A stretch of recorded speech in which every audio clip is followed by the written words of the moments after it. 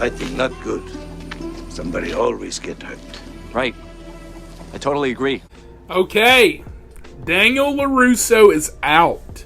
No Cobra Kai, no crane kicks. Instead, we have Hilary Swank in a 1994 spinoff that most people either forgot about or they never even knew existed. The next Karate Kid is the strangest chapter of the franchise, but let's not write it off just yet. Is it a misfire, or is there something here worth rediscovering? Gone, wax off. Very good, Julie-san. Wax off. Oh, misspot.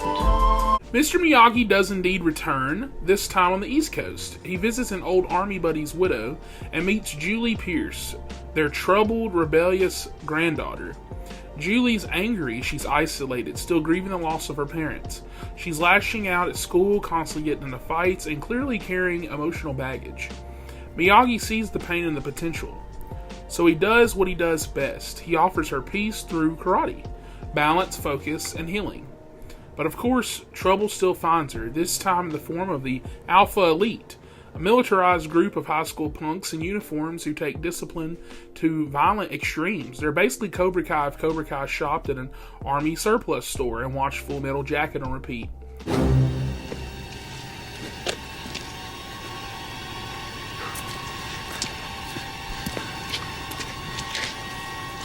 Guys, this is really embarrassing. But okay. Give me your best shot.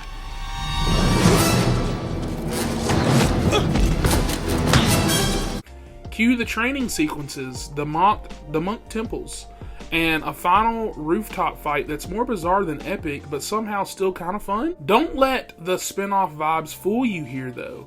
She is actually really strong in this, Hilary Swank.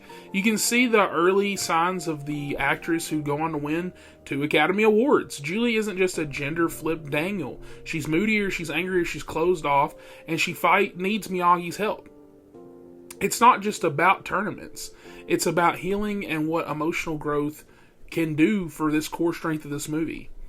And as always, Pat Morita delivers. He could have phoned it in by now, but nope. He's still Mr. Miyagi through and through. Calm, funny, wise, and deeply compassionate. His scenes with Julie, whether training or meditating with monks, bring warmth and humanity to a film that desperately needs it. Also, Training with Monks kind of cheesy, but it adds this peaceful, almost spiritual vibe that gives the movie something unique. Now let's get real. The Alpha Elite, total jokes, led by a dude named Colonel Dugan. They feel like bad 90s action figures come to life. There's no depth, there's no menace, they're just kind of cartoon level aggression. Basically Cobra Kai without the edge, charm, and relevance. The movie also struggles to find its tone. One moment it's a heartfelt, reflective story. The next we're dodging bowling balls and a slapstick chase scene. And without a clear tournament arc or major climax, the story feels aimless. The final fight happens on a rooftop against a character who's never really built up as a real threat. It's over the top in the weirdest way.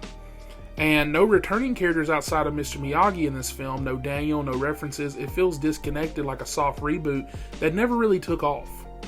Despite the messiness, there are real themes underneath, however. Julie's story is one of grief, growth, and learning how to trust again.